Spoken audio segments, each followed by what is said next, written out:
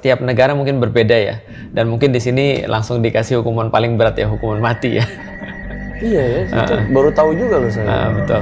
Tanggapan Pak Ustadz Felix Xiao gitu ya, terkait sihir itu masih relevan nggak sih zaman sekarang gitu? Ada orang bilang bahwasanya sihir itu adalah semacam kayak apa ya? Sihir zaman dulu adalah sains yang sekarang. Katanya ada yang berkata begitu. Jadi magic zaman dulu itu adalah sains yang sekarang. Seperti misalnya ada beberapa hal yang kayak nggak dimengerti zaman dulu ya, tapi sekarang kan ternyata kan jadi sains ya, karena udah ketahuan polanya. Tapi kalau dikatakan relevan atau tidak, ya mungkin bukan saya yang bisa jawab ya. Tapi kalau dikatakan apakah masih ada, ya jelas masih ada sihir pada zaman sekarang. Dan mungkin ya kalau di Saudi langsung dihukum berat ya. Kalau di Indonesia mungkin menjadi semacam kayak kearifan lokal kali. Assalamualaikum warahmatullahi wabarakatuh. Pada kesempatan kali ini, sahabat podcast, hari ini kita akan mendengarkan berita-berita tentang akhir zaman. Oleh karena itu, mari kita simak videonya bersama. Assalamualaikum Pak Ustadz. Salam, monggo, sehat. Makasih banyak nih udah hadir di RJ5 Pak Ustadz. Ya, Ini saya juga baru tahu loh, ternyata di Arab Saudi itu tukang sihir gitu ya, dukun itu ternyata mendapat hukuman yang berat ya Pak Ustadz. Ya, jadi artinya setiap negara mungkin berbeda ya, dan mungkin di sini langsung dikasih hukuman paling berat ya, hukuman mati ya. Iya ya, itu baru tahu juga loh saya. Betul. Tanggapan Pak Ustadz Felix Xiao gitu ya, terkait sihir itu masih relevan nggak sih zaman sekarang gitu? Ada orang bilang bahwasanya sihir itu adalah semacam kayak apa ya? Sihir zaman dulu adalah sains yang sekarang. Katanya ada yang berkata begitu. Jadi magic zaman dulu itu adalah sains yang sekarang. Seperti misalnya ada beberapa hal yang kayak nggak dimengerti zaman dulu ya, tapi sekarang kan ternyata kan jadi sains ya, karena udah ketahuan polanya. Tapi kalau dikatakan relevan atau tidak, ya mungkin bukan saya yang bisa jawab ya. Tapi kalau dikatakan apakah masih ada, ya jelas masih ada sihir pada zaman sekarang. Dan mungkin ya kalau di Saudi langsung dihukum berat ya. Kalau di Indonesia mungkin menjadi semacam kayak kearifan lokal kali.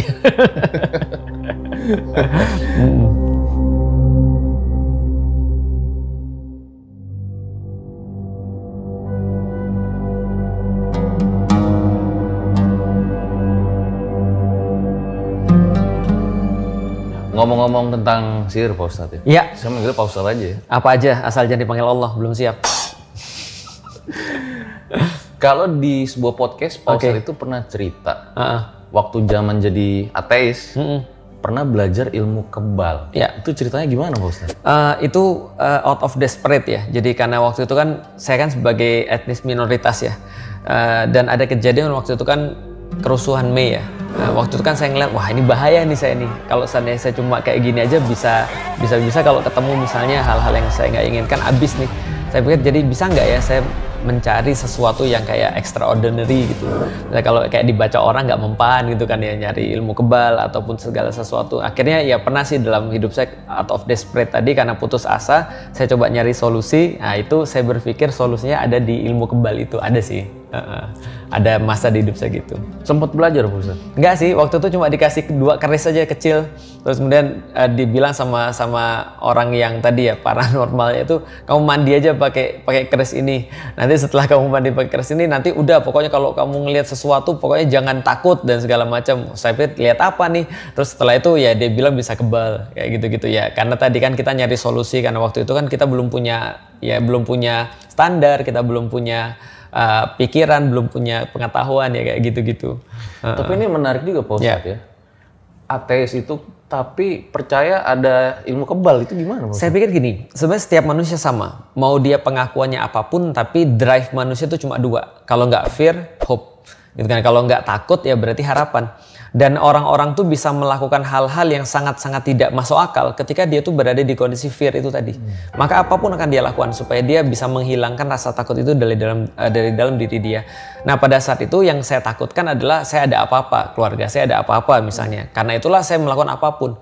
Nah ada juga orang yang ada juga orang yang didrive karena hope. itu juga kadang-kadang melakukan hal-hal yang aneh-aneh juga tuh. Contoh misalnya kan ya yang sering terjadi mungkin entah udah pernah dibahas, saya yakin udah pernah sih. Kayak orang-orang pengen kaya itu pergi ke gunung tertentu, melakukan ritual-ritual tertentu yang kadang-kadang nggak masuk akal. Yang kadang-kadang bagi kita kok bisa ya dia percaya, tapi ya itulah namanya fear sama hope itu kadang-kadang mendrive orang untuk yang aneh-aneh. Jadi karena waktu itu ya sudah saking bingungnya ya harus gimana gitu. Iya betul. Jadi ya saking bingungnya akhirnya kita cari yang mungkin bagi kita nggak masuk akal. Jadi nggak semua ateis logis juga sih sebenarnya. Khususnya kalau udah mau mati kan gitu kan ya. Itu kadang saya juga bingung ya. Misalnya ada seorang terkenal gitu, komedian terkenal gitu ya. Dia mengatakan bahwa kayak masih meragukan gitu tentang Tuhan gitu. Betul. Tapi kok sama setan dia percaya gitu. Nah itu dia, karena tadi nggak semua orang itu logis sebenarnya. Karena logis itu kan menyelesaikan beberapa perkara, tapi ada perkara-perkara yang lain akhirnya ya orang mau nggak mau harus percaya juga di situ. Karena contoh gini ya, logis itu kan mungkin bukan dikatakan logis ya, kita sebutnya metode ilmiah.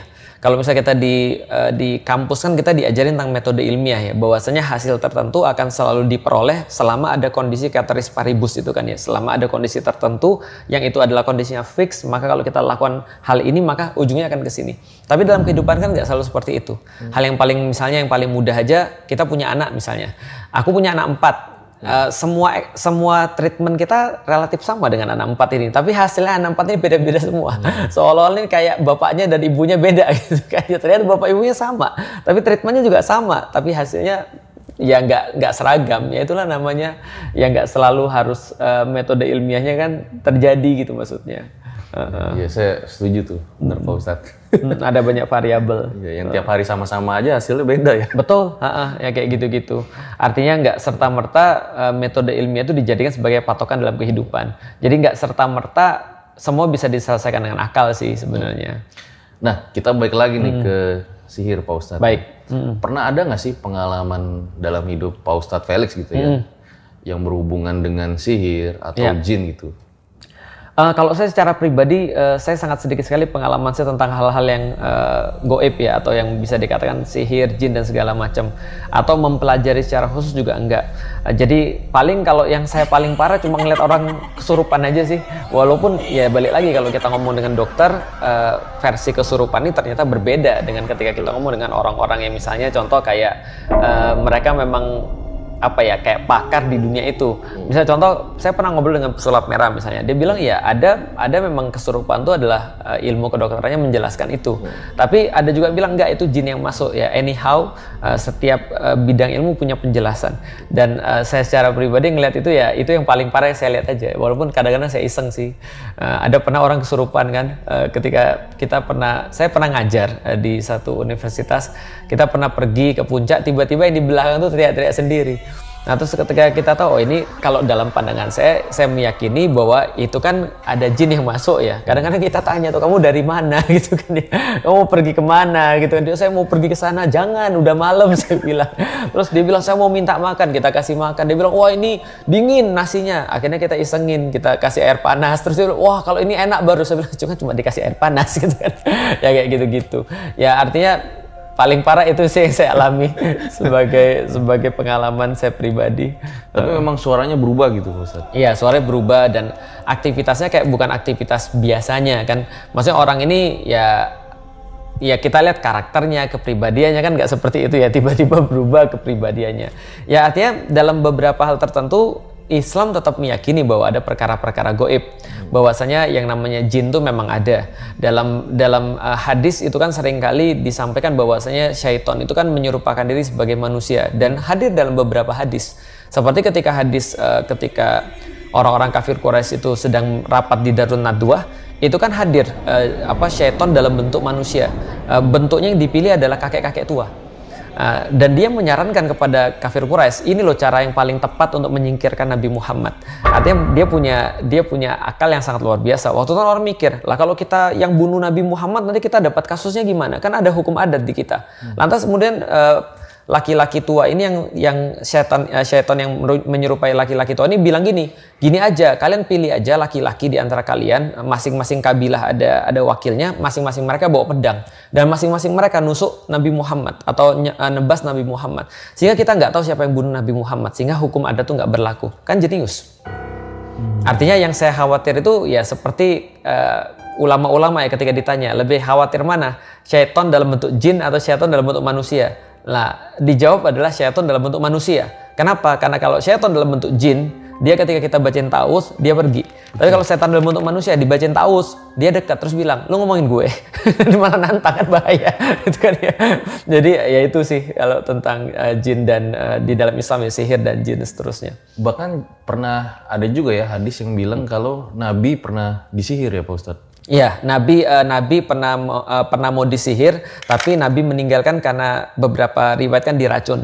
Nah, jadi kalau disihir ya banyak sih kasusnya Musa, di situ juga dijelaskan tentang sihir. Di zamannya Nabi Sulaiman itu juga dijelaskan tentang sihir dan segala macam ya. Jadi perkara-perkara sihir ini sudah menjadi umum di masa itu. Karena memang kan di Islam kita juga tadi meyakini ada sesuatu yang gaib. Hanya saja kita meyakini bahwasanya namanya jin itu tidak akan bisa memberikan sebuah mudarat pada manusia. Yang tugas dia itu hanyalah membisikkan kepada manusia. Nah, ketika terjadi mudarat, manusia itulah yang memilih untuk mengikuti bisikan itu. Contoh misalnya, ada dalam beberapa hadis itu dijelaskan misalnya ketika ada orang naik ke tempat yang tinggi misalnya, terus dia berpikir untuk loncat. Kadang-kadang kita kan mikir kayak gitu ya. Kita naik tempat tinggi terus lihat ke bawah, loncat gitu kan misalnya. Nah, itu adalah jin yang membisikkan.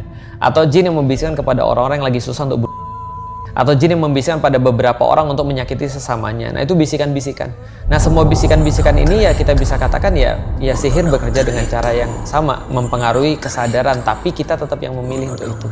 Itu sih setidaknya saya yakini. Balik lagi ya, karena pengetahuan saya sangat terbatas, ya kalau ada yang berpendapat yang lain dan dia punya dalil ya tentunya ini bukan hal yang tidak ada perbedaan di situ. Gitu. Iya, itu lebih bahaya tuh. Bisikan goib itu. Ya. Yang akhirnya membuat manusia itu jadi salah jalan ya. Kayak kasus BD gitu ya. Betul. Itu kan juga lagi meningkat Pak Ustadz ya. Oke. Ya, itu yang dikatakan alladzi yuwaswisu fi sudurin nas. Jadi itu pun di highlight juga di dalam hadis karena tadi ya suara-suara yang menyebabkan kita ingin mengakhiri hidup ataupun ingin loncat dari tempat yang tinggi ataupun menyakiti orang lain, itu kadang-kadang kan ada ya. Kita kepikiran kalau ada sesuatu yang berbeda dengan kita udah kepikiran mau mukul dan segala macam. Itu kan ada yang dimaksud dengan alladzi yuwaswisu fi sudurin nas, yang dibisikkan kepada dada manusia untuk melakukan sesuatu padahal itu bukan dari dia sebenarnya. Maka ketika Ramadan bisikan-bisikan ini berkurang. Betul. Karena syaitannya dibelenggu. Cuman apakah ada orang yang tetap berbuat kriminal? Ada. Karena kan jin ada dua. Syaitan ada dua. Minal jinnati wan nas. Ada syaitan dalam bentuk jin, ada syaitan dalam bentuk manusia. Yang jin sudah dibelenggu, yang manusia masih berkeliaran tuh. Artinya ya tetap ada yang namanya bisikan-bisikan, tapi yang memutuskan tetap kita. Makanya kalau kita lihat sekarang angka yang kayak tadi ya, misalnya BD meningkat dan seterusnya, ya pertama karena memang manusia zaman sekarang mentalnya menjadi lemah. Kenapa sekarang manusia mentalnya menjadi lemah? Karena banyak hal. Misalnya contoh ya, mereka ngelihat ya namanya sekarang kan masa sosial media. Mereka ngelihat kehidupan yang kayak apa ya, ideal dan segala macam, mereka bandingin ke diri mereka sendiri sehingga ya mereka merasa bahwa mereka kayak nggak ada artinya. Jadi ya gimana kemudian solusinya? Ya solusinya tadi yang singkat dan solusi jangka pendek. Saya juga ngerasain itu Pak Ustadz, perbedaannya ya waktu zaman saya dulu ya. Kalau zaman saya dulu gitu misalnya orang sehari makan sekali doang gitu. Betul. Dia masih biasa aja gitu, Betul. meratapi kesediaannya. Nah, Betul. kalau sekarang itu jangan kan nggak makan ya, nggak lihat makan temennya itu enak gitu ya, dianya nggak makan, kena mental gue gitu. Iya, betul. Bocah-bocah zaman sekarang nih. Betul. Ini orang kenapa dah? Ya, itu ada beberapa sih. Pembahasan pertama kalau dari agama tadi alladzi yuwaswisu fi sudurin nas. Setan itu membuat kita merasa nggak puas. Setan itu senantiasa membanding-bandingkan. Katanya kan perusak kenikmatan adalah membanding-bandingkan dengan orang lain sehingga kita nggak bersyukur dengan apa yang kita punya. Yang kedua ada juga beberapa yang bersifat fisik. Ada satu profesor dari Brazil kalau saya nggak salah ketika pandemi itu dia ngasih semacam tips untuk orang-orang supaya kesehatan mentalnya itu meningkat, tidak hancur. Salah satunya adalah berolahraga. Jadi pergi keluar, kena sinar matahari. Akhirnya dibuatlah kan ada video generation indoor itu. This is a story about us, the indoor generation.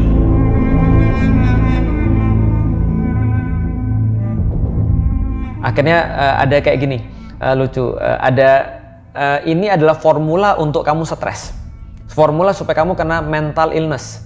Gimana caranya? Ya bangun telat, lalu kemudian di rumah terus, pesan pakai ojek online, lalu kemudian gak usah keluar, jam 11 telat baru bangun, lalu kemudian jam 12 makan, jam 1 males-malesan, terus kemudian mabar sampai jam 4, lalu kemudian jam 4 tinggalin sholat, gak usah kemana-mana, tetap di rumah aja nonton TV, Netflix misalnya sampai jam 6 sampai jam 8 baru kemudian dia ngumpul sama teman-temannya, lalu kemudian jam 10 dia baru makan malam, lalu kemudian jam 1 mulai bicara konspirasi sampai jam 3, jam 4 dia tidur, bangun lagi jam 11. Nah itu kunci mental illness.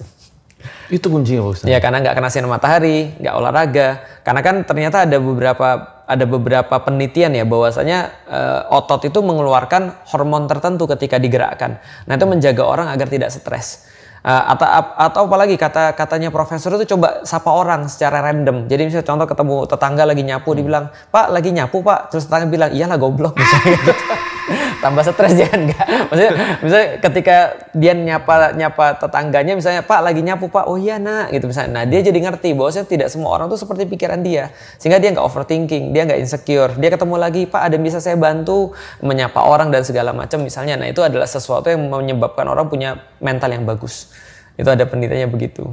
Oke, itu bisa jadi ini juga ya, bisikan setan juga bisa jadi ya. Bisa jadi, karena tadi kan ada secara mental Islam ngurusin, secara fisik juga Islam ngurusin. Maka Islam kan nyuruh kita keluar, aktivitas dan segala macam, baik sama orang. Yang menyesatkan kayak misalnya ayo bede-bede gitu. Atau melakukan hal-hal yang sebetulnya nggak disarankan ya. Betul, Nabi. betul. Udahlah, bede aja, nanti masalahmu selesai. Padahal tadi agama mengatakan justru ketika kamu melakukan hal-hal yang kayak gitu, itu bukan masalahmu selesai, masalahmu tambah banyak.